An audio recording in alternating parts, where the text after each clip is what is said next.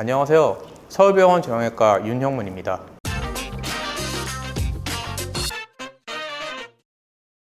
어깨 질환에는 제가 그동안 쭉 설명드렸지만 충돌 계열, 불안정 계열, 그리고 기타가 있는데 오늘은 그 중에서도 불안정 계열, 그중에 어깨 탈구에 대해서는 제가 저번에 설명을 드렸고요. 이번에는 불안정증에 대해서 말씀을 드리겠습니다.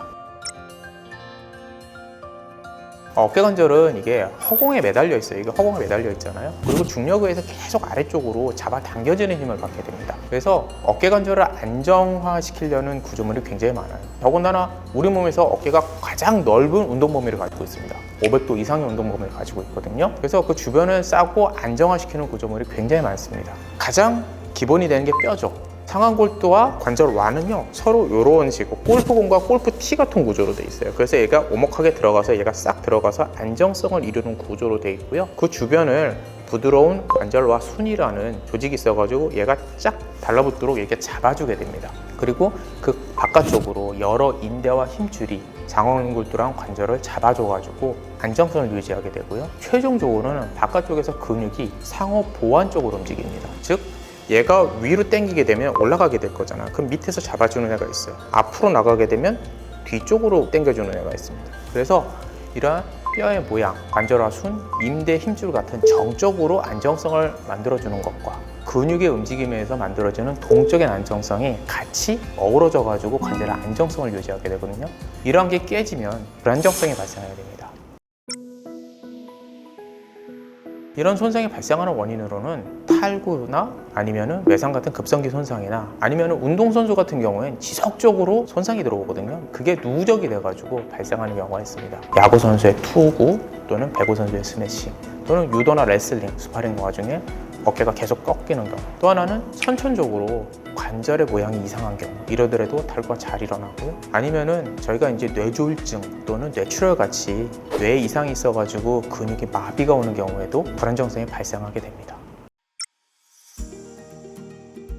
제가 이런 불안정성의 분류는 그 표에 나와 있듯이 방향, 정도, 기전, 빈도, 수위성에 따라서 굉장히 여러 가지로 분류가 됩니다. 불안정성의 방향은 한쪽 방향, 즉 앞이냐, 뒤냐, 위냐, 아래로만 일어날 수도 있고요. 또는 여러 방향으로 동시에 일어날 수도 있습니다. 정도는 앞에 말씀드린 것처럼 그냥 아탈구 살짝 어긋나는 정도, 탈구 완전히 빠지는 정도로 구분할 수가 있고요. 이 발생한 원인은 외상, 즉 다친 경우와 다치지 않고 빠지는 경우, 또 선천적으로 이상해서 빠지는 경우, 또는 근육 마비에 의해서 빠지는 경우, 그렇게 또 분류가 될 수 있습니다. 또 빈도는 3개월 이내에 발생한 급성과 그 이상 되는 만성, 그리고 반복적으로 탈구가 발생하는 재발성이 있고요. 그리고 스스로 관절을 뺄 수 있는 분들이 있어요. 스스로 불안정성을 유지할 수 있는 수의적과 불수의적으로 나눌 수가 있습니다. 하지만 이런 복잡한 거를 다 묶어가지고 크게 두 가지로 분류를 합니다. PUBS라고 저희가 단방향이라고 얘기를 합니다. 다친 경험이 있고 보통 한쪽 방향으로만 불안정성이 있고요. 관절 와순 손상이 동반되어 있습니다. 그래서 대부분 수술적 치료를 필요하는 경우가 있고요.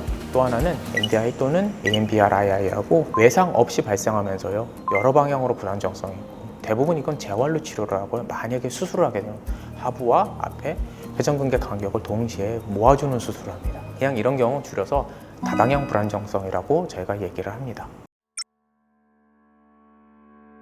이 중에서 먼저 단방향을 보면 대부분 외상의 과거력이 있어요. 그리고 한 80% 이상에서 전방으로 불안정성을 가지고 있습니다. 그리고 대부분 관절화순의 병변, 관절화순 파열, 골성 관절화순을 가지고 있는 경우가 많아서 수술적 치료를 필요하는 경우가 이건 많습니다. 이 증상은 어깨를 이렇게 움직일 때요 특정 방향에서 못 돌려요. 어깨관절이 빠지는 느낌이 나거나 실제로 이렇게 해서 빠지는 경험을 해봤기 때문에 못 돌리거든요. 그리고 어딘지 모르지만 어깨관절에 계속 지속적으로 통증을 호소하는 경우가 많습니다. 그래서 이런 경우 검사는 불안정 유발 검사나 아니면 원위치 검사, 다시 눌러주는, 그리고 하방 이동 검사, 후방 검사 등으로 해서 관절이 안정화되어 있는 한쪽 쪽으로 불안정한지 제가 확인을 하게 됩니다. 그리고 나서 검사를 한 이후에 엑스레이, CT, MRI, 초음파 등을 촬영해서 어떤 구조물이 손상이 되어 있는지 저희가 확인을 하고요. 그 손상된 구조물을 치료를 함으로 해서 회복을 하게 됩니다. 치료는 손상된 구조물을 회복하는 데 저희가 주안점을 두거든요.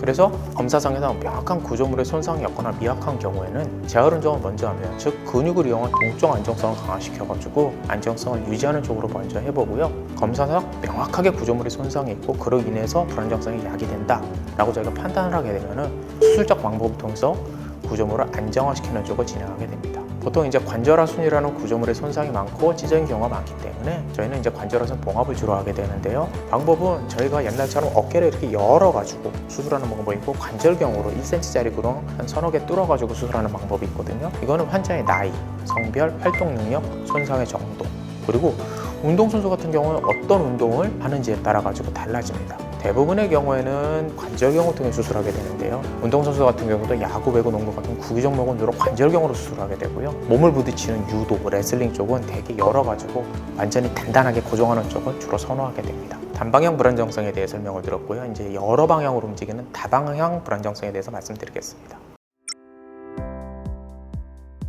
이거는 되게 외상이 없이 발생해요. 그리고 양측에 같이 오는 경우가 많습니다. 이거는 주로 재활로 치료를 하고 수술을 하게 되면 여러 방향으로 수술하게 됩니다. 그래서 다방향 불안정성도 단방향과 증상은 비슷해요. 근데 이게 한 방향이 아니라 여러 방향으로 나가는 거고요. 특히나 이제 다방향의 경우에는 무거운 물건을 들고 나면은 아프다든지 아니면 힘을 못 쓰겠다라고 얘기하는 경우가 많습니다. 이전에도 말씀드렸지만 치료는 대부분 재활을 통해서 근력 강화로 동적인 안정성을 강화시켜가지고 관절을 유지하는 쪽으로 가는 경우가 많습니다. 하지만 그래도 안 되고 탈구가 계속되면 수술을 하는데요. 수술의 목적 자체가 탈구의 방지입니다.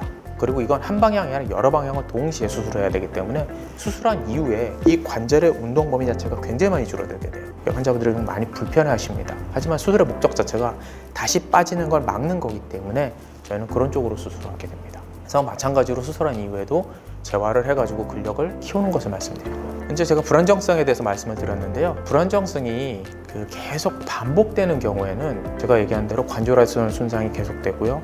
뼈가 빠져가지고 서로 긁게 되면은요, 서로 소실이 되게 됩니다. 그러면은 점점 더 쉽게 빠지게 되거든요. 그리고 그렇게 빠지게 되면 나중에 여기 연골도 점점 손상이 돼서 관절염으로 진행되는 경우가 있습니다. 그리고 수술 자체도요, 단순히 관절하순 하나 찢어졌을 때랑 그 앞에 있는 관절하순 다 사라지고 그 앞에 있는 뼈까지 가다 되면 저희가 수술하는 것도 다르고 예후도 다르게 됩니다. 그래서 내 어깨가 약간 빠지는 느낌이 있고 통증이 있다 그러면은 그 주변에 병원에 가셔가지고요, 진료를 받아보시고 얼마나 빠지는지 대해서 검사를 해보시고요. 그리고 영상 검사를 통해서 내가 과연 어느 정도 상태인지 확인을 해보시고 치료를 받으시는 것을 권유하고 싶습니다. 이상 불안정성에 대해서 말씀드렸습니다. 서울병원 정형외과 윤영문입니다.